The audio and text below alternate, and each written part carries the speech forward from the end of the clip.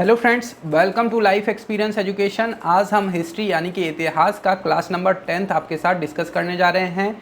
इसमें हम आपसे बौद्ध धर्म बुद्धिज़्म के बारे में आगे चर्चा करने वाले हैं, क्योंकि जो क्लास नंबर 9 था उसमें हम ऑलरेडी कुछ बौद्ध धर्म के बारे में आपसे डिस्कस कर चुके थे, इसलिए ये पार्ट 2 है।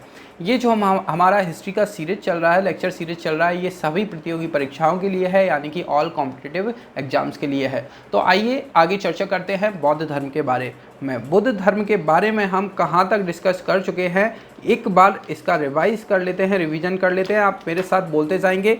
महात्मा बुद्ध गौतम बुद्ध के बारे में, जिनका बचपन का नाम था सिद्धार्थ।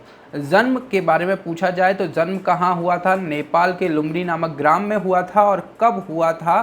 तो इनका जन्म हुआ था 563 ईसा पूर्व, 563 ईस्वी में इनका जन्म हुआ था, लुम्बिनी में हुआ था।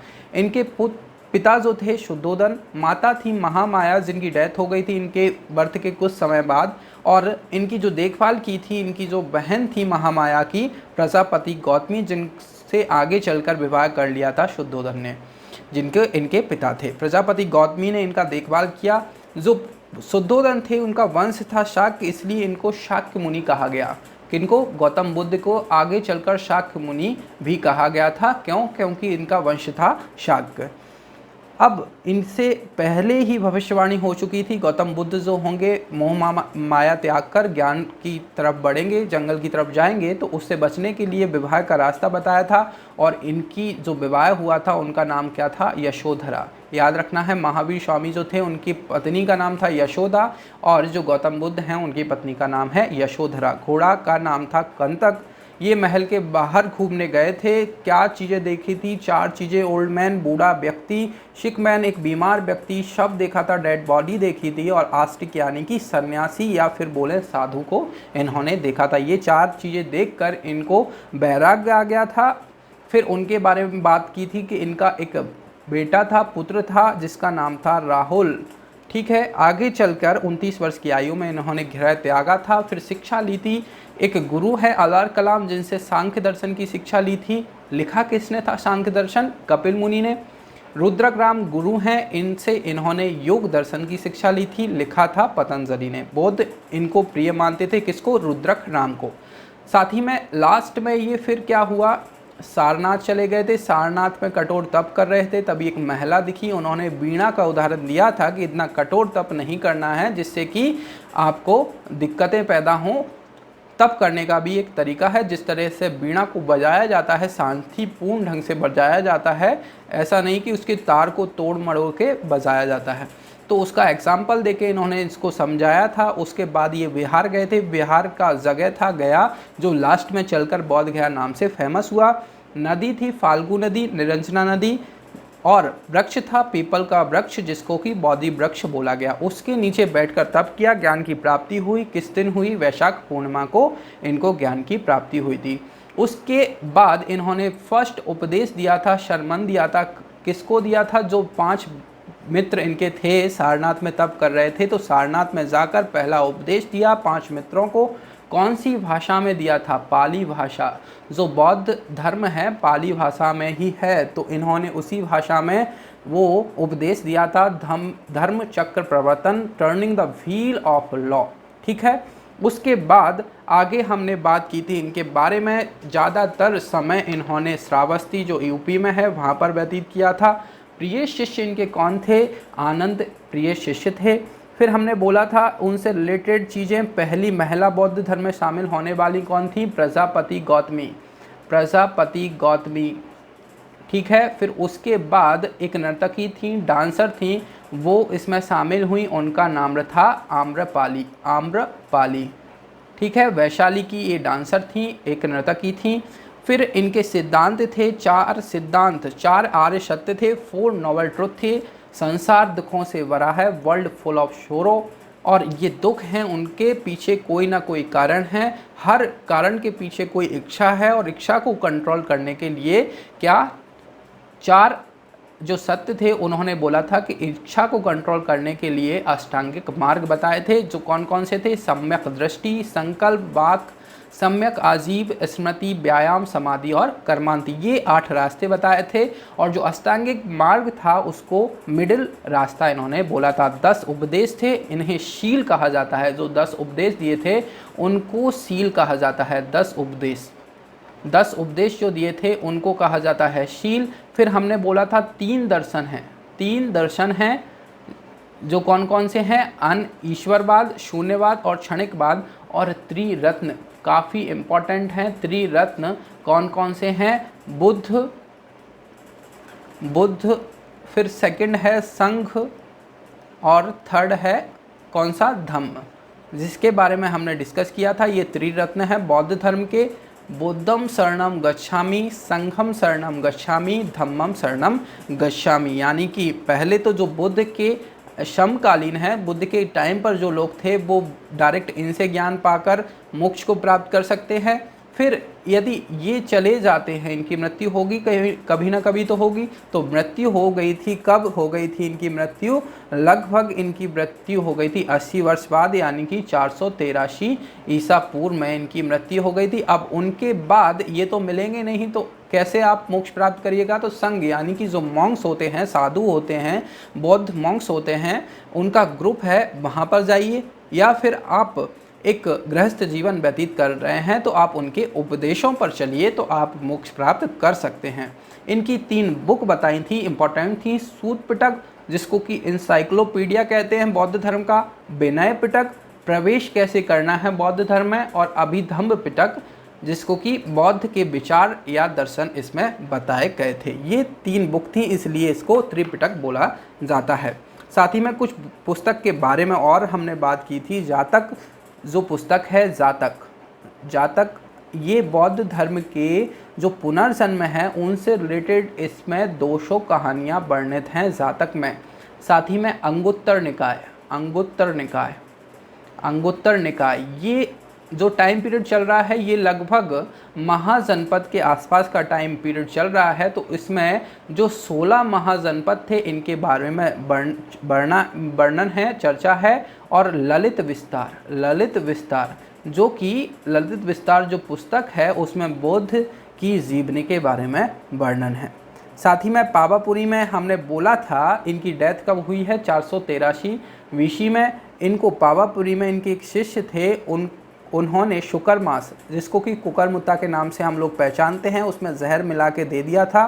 तबीयत बिगड़ने लगी थी तो इन्हें यूपी में श्रावस्ती एक जगह सबसे ज़्यादा समय व्यतीत किया था, यहाँ पर वहाँ ले जाने की सोचा था, पर उसके पहले ही खुशीनगर में इनकी मृत्यु हो जाती है। खुशीनगर। अब जो मृत्यु हुई थी उनकी, तो उसको क्या वर्ड दिया गया था? महापरिनिर्वाण प्राप्त हुआ था। और इनकी अस्थियों को कलश में 8 जगह पर रखा गया था, जिनको अष्ट महास्थान कहते हैं। यहाँ तक हम आपसे चर्चा कर चुके थे बौद्ध धर्म के बारे में।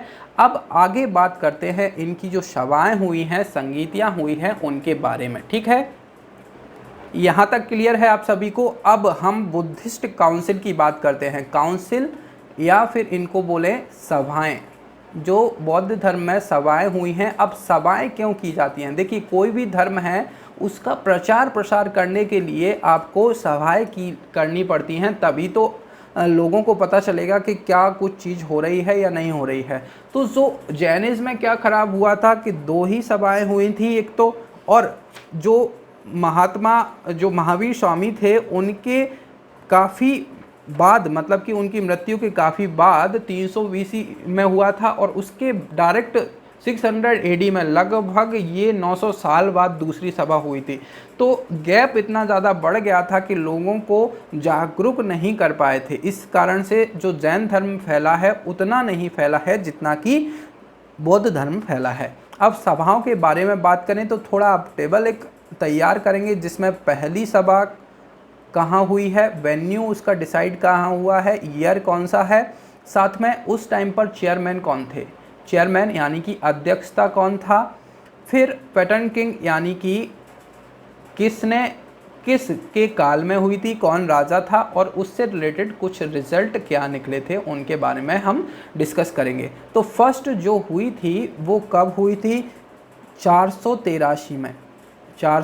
1383 में इनकी मृत्यु हुई थी। तुरंत बाद सभी जैन जो बौद्ध मॉन्क थे, बुद्धिस्ट मॉन्क थे, उनको बुलाया गया था और इनके बारे में चीज़ें बताई गई थी। स्थान था, वेन्यू कहाँ था? राजगीर, राजगीर, राजगीर। चेयरमैन कौन था? चेयरमैन यानी कि अध्यक्ष, तो चेयरमैन थे महाकश्यप, महाकश्यप थे चेयरमैन। पैटर्न किंग, ये काफ़ी इंपॉर्टेंट है, सबसे ज़्यादा है कि किसके काल में हुई थी, तो राजा कौन था? अजातशत्रु, अजातशत्रु राजा थे। और रिजल्ट क्या निकलकर सामने आया था, तो इसमें 2 होली बुक जो कि पाली लैंग्वेज में, प्राकृतिक लैंग्वेज में, जिनके हमने बारे में बात किया है, सुत्त पिटक और विनय पिटक, इस टाइम पर लिखी गई थी। ठीक है, तो इसमें रिजल्ट क्या आए थे? जो होली बुक थी वो लिखी गई थी। 2 होली बुक्स कौन कौन सी थी? वो फर्स्ट थी सूत पिटक, जिसको हमने इंसाइक्लोपीडिया बोला है, और सेकंड थी विनय पिटक, जो बौद्ध धर्म है उसमें कैसे प्रवेश करना है उसके बारे में चर्चा थी। ठीक है, फिर सेकंड जो बौद्ध संगीति होती है वो लगभग 100 साल बाद होती है, लगभग 383 ईसा पूर्व 383 बीसी में। कहाँ पर हुई थी ये?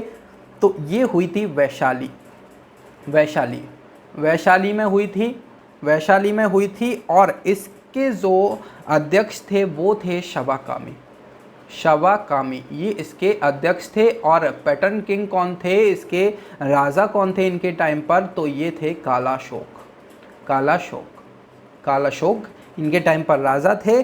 और इसमें क्या जो रिजल्ट निकल कर आया है, इसमें जो difference among Monks religion changes जो होते थे, यानी कि जो ओल्ड चीज़ें होती थी, महासांगिक जो चीज़ें होती थी वो निकलकर सामने आई थी इस चीज़ में। अब नेक्स्ट जो थर्ड जो काउंसिल होगी, थर्ड सभा होगी, वो लगभग इसमें 150 साल बाद यानी कि 255 ईसा पूर्व 255 बीसी में हुई थी। और ये हुई थी पाटलिपुत्र में, पाटलिपुत्र जिस आज क्या है? पटना है। और इस टाइम पर जो राजा थे वो थे अशोक, द ग्रेट अशोक, ये राजा थे। और जो अध्यक्ष थे इनके बारे में भी पूछा जाता है, तो ये थे मोगलीपुत्तम, मोगलीपुत्तम या फिर मोगलीपुत्तम तिष्य भी इनको बोला जाता है। और इस टाइम पर जो रिजल्ट था, जो थर्ड होली बुक थी, थर्ड बुक थी, थर्ड होली बुक बोले जिसको कि अभिदम्ब पिटक बोला जाता है, वो आई थी। थर्ड जो थी अभिदम्ब पिटक, अभिधम्ब पिटक, ये जो थर्ड होली बुक ये सामने आई थी, ये इसकी रचना की गई थी। अब जो फोर्थ इनकी काउंसिल हुई है, ये प्रथम शताब्दी में हुई है, यानी कि 100 AD में हुई है, प्रथम सदी में हुई है। कहाँ पर हुई है? ये कुंडलवन, कुंडलवन, कुंडल ग्राम नहीं, कुंडलवन, ये कहाँ पर है? कश्मीर, कश्मीर में है कुंडलवन। और इसके जो कनिष्क थे, राजा थे इस टाइम पर, कनिष्क राजा थे।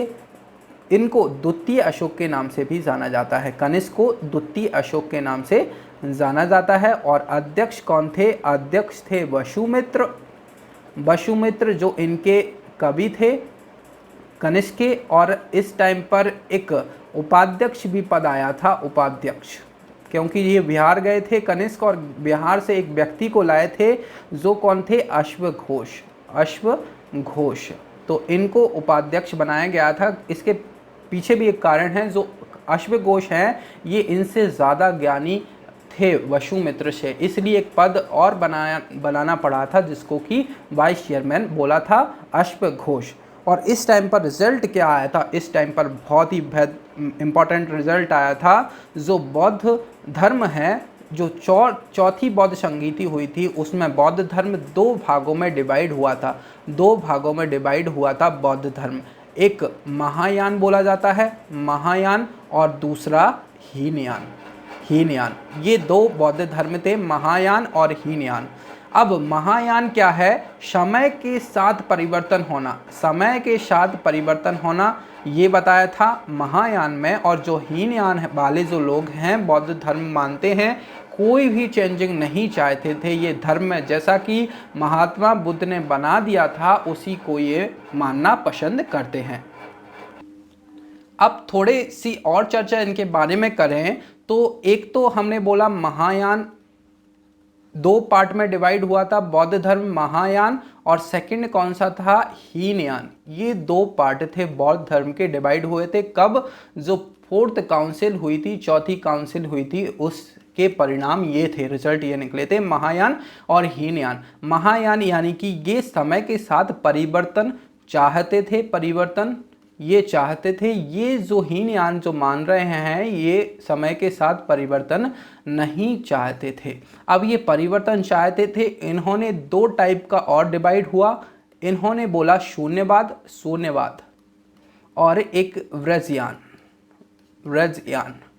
शून्यवाद जो कि नागार्जुन मानते थे, जिनको कि भारत का आइंस्टीन बोला जाता है, नागार्जुन जिनको कि भारत का आइंस्टीन बोला जाता है, और व्रजयान ये इनके कारण ही जो ऐसा माना जाता है कि विनाश में सहायक हुआ है ब्रजयान। जो विनाश हुआ है बौद्ध धर्म का, इसमें ये सहायक हुआ है ब्रजयान, क्योंकि शराब पीना, वैश्यावृत्ति, इसको इग्नोर किया था इन लोगों ने। अब आगे बात करते हैं जो बौद्ध धर्म है उनसे रिलेटेड कुछ चीज़ों की। जो गौतम बुद्ध हैं, महात्मा बुद्ध हैं, उनके जीवन से रिलेटेड कुछ चीज़ों की। अब सबसे पहले जब ये गर्भ में थे, सबसे पहले जब ये गर्भ में थे तो उस चिन्ह को हाथी का स्वरूप दिया गया था, हाथी। फिर जन्म हुआ था तो इनको कमल के चिन्ह बताया गया था। फिर आगे बात करें युवावस्था की, युवावस्था में थे तब सांड का चिन्ह है। फोर्थ फिर देखें ग्रह त्याग, ग्रह का त्याग किया था, ग्रह त्याग, तो इसका चिन्ह माना जाता है घोड़ा, जिसको कि महाविष निष्क्रमण भी कहा जाता है। फिर बात करें ज्ञान प्राप्त जब हुआ, ज्ञान प्राप्त हुआ तब जो संबोधन हुआ तो इसको पीपल वृक्ष या बोधि वृक्ष, बोधि वृक्ष, बोधि वृक्ष, जब ज्ञान प्राप्त हुआ इसका चिन्ह ये है। फिर हम बोले उपदेश जब दिए, उपदेश, पहला उपदेश धर्म चक्र प्रवर्तन, तो जो चक्र है इसका चिन्ह हुआ। फिर जो निर्वाण की प्राप्ति हुई, निर्वाण, इसको पद चिन्ह से बताया, पद चिन्ह। और फिर लास्ट है जब महापरिनिर्वाण मिला, महापरिनिर्वाण, महापरिनिर्वाण, तो इसको दर्शाया स्तूप से, स्तूप से। ठीक है, तो ये 8 चिन्ह हैं, 8 जब इनके जीवन आगे बढ़ा है उससे रिलेटेड ये चिन्ह हैं। अब बौद्ध धर्म के बारे में और जैन धर्म के बारे में कुछ चीज़ें हम आगे डिस्कस करें। ये एक तौर से एक कंक्लूजन टाइप का है, एक तरफ हम देखते हैं बौद्ध और एक तरफ देखते हैं जैन। इन दोनों में कंक्लूजन हम अब देख रहे हैं, ये जो आपको मेंस वगैरह में काम आएंगी ये चीज़ें। समानता इनमें देखें, बौद्ध और जैन धर्म में क्या समानताएं थीं। तो सबसे पहले देखें, ये दोनों ईश्वर को नहीं मानते थे, ईश्वर को ये दोनों ही नहीं मानते थे, ईश्वर को। फिर बात करें मूर्ति पूजा, मूर्ति पूजा ये दोनों ही नहीं करते थे, मूर्ति पूजा। पर आगे चलकर जो जैन धर्म है, आगे जाकर ये लोग मूर्ति पूजा करने लग गए थे, आगे जाकर इन्होंने किया है मूर्ति पूजा। फिर थर्ड बात करें कर्मकांड, यानी कि मृत्यु के बाद की चीज़ें, ये लोग, इन्होंने कुछ नहीं होता है मरने के बाद, इनमें भी सेम है। फिर फोर्थ जो है पुनर्जन्म, पुनर्जन्म को मानते हैं बौद्ध लोग और जैन लोग, दोनों ही पुनर्जन्म को मानते हैं। उसकी प्राप्ति के लिए इन्होंने मोक्ष वर्ड इस्तेमाल किया है, और इन्होंने क्या किया है, केवल, केवल, और मोक्ष के लिए इन्होंने किसको, इच्छा को कंट्रोल करना है, और इन्होंने क्या बोला है, आत्मा को कंट्रोल करना है, इन्होंने आत्मा को दोषी ठहराया था। फिर इनमें अंतर देखें कि इनके में क्या अंतर रहे जिससे कि बौद्ध धर्म आगे चला गया और जैन धर्म उतना आगे नहीं बढ़ पाया। हालांकि जैन धर्मी है, पर कुछ कारण है। लैंग्वेज सबसे बड़ा कारण था, लैंग्वेज, पाली भाषा इनकी प्राकृत भाषा थी जो कि टफ मानी जाती थी, इस कारण से भी लोगों का झुकाव बौद्ध धर्म की तरफ ज़्यादा हुआ।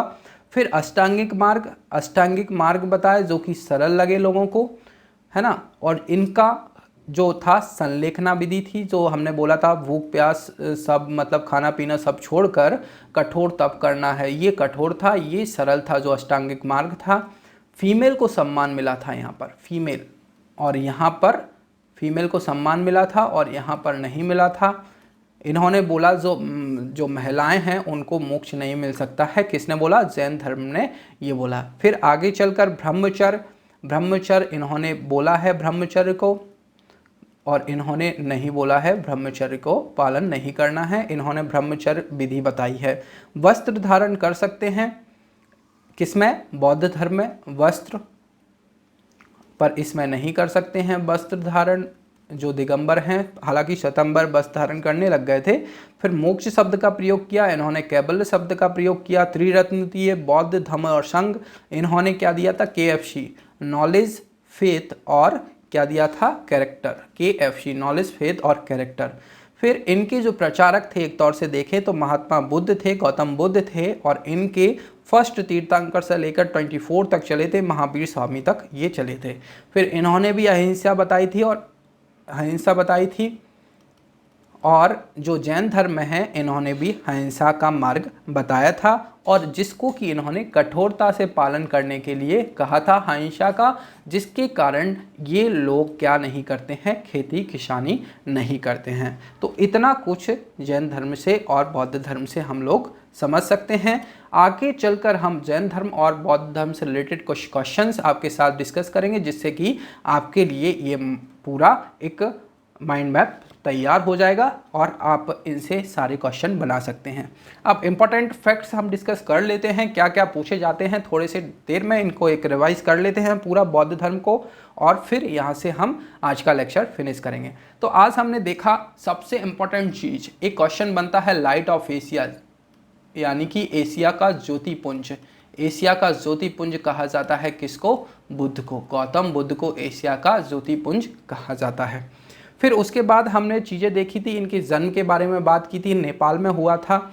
कब हुआ था इनका जन्म? 563 ईसा पूर्व में। 563 ईसा पूर्व में बर्थ हुआ था। लुम्बिनी नामक ग्राम में हुआ था। नेपाल के पिता थे शुद्धोदन, इनका कुल था, वंश था शाक्य। इसी कारण से इनको शाक्य मुनि कहा गया था। माता थी महामाया, इनके बर्थ के कुछ टाइम बाद इनका डेथ हो चुका था, इसीलिए इनकी जो बहन थी गौतमी, इनसे विवाह कर लेते हैं इनके पिता शुद्धोदन, और इनका नाम हो जाता है प्रजापति गौतमी, और आगे चलकर इनकी देखभाल यही करती हैं। अब इनको शाक्य मुनि तो कहा गया था। जन्म से पहले ही इनकी भविष्यवाणी कर दी गई थी कि इनके बारे में बता दिया गया था कि मोह माया त्याग देंगे, और इससे बचने के लिए इनको क्या करना होगा? इससे बचने के लिए इनको विवाह का बंधन बताया। और किससे इनका विवाह हुआ? इनका विवाह हुआ यशोधरा नामक लेडी से इनका विवाह हुआ। पर फिर भी ये क्या करते हैं? 4 चीज़ें देखते हैं, बूढ़ा व्यक्ति, बीमार व्यक्ति, डेड बॉडी और साधु, या फिर किसको बोले हम? सन्यासी को ये देखते हैं। और इनको देखकर इनमें वैराग्य आ गया। उनके पुत्र थे राहुल, 29 वर्ष की आयु में ये ग्रह त्याग कर देते हैं। शिक्षा लेते हैं, अलार कलाम गुरु हैं इनके, सांख्य दर्शन की शिक्षा देते हैं। सांख्य दर्शन लिखा था कपिल मुनि ने। ऐसे ही एक रुद्रक राम गुरु थे जो इनको बहुत प्रिय मानते थे। बौद्ध जो थे इनको प्रिय मानते थे रुद्रक राम को। इन्होंने इनको योग दर्शन की शिक्षा दी थी। योग दर्शन लिखा था पतंजलि ने।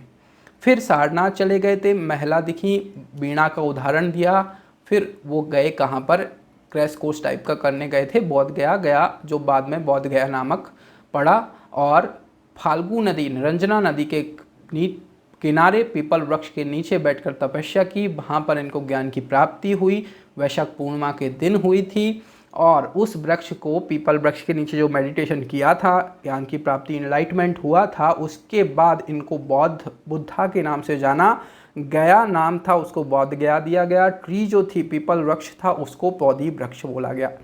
फिर सारनाथ जाते हैं, जहाँ बैठकर उनके 5 मित्र जो तपस्या कर रहे हैं उनको उपदेश देते हैं कि ऐसे आपको ज्ञान प्राप्त होगा, ऐसे बैठकर करने से नहीं होगा। वो उपदेश देते हैं, इसका नाम पड़ता है धर्म चक्र प्रवर्तन। ठीक है, यहाँ तक क्लियर है। फिर 4 नोबल ट्रुथ दिए थे, 4 आर्य सत्य दिए थे। कौन कौन से थे?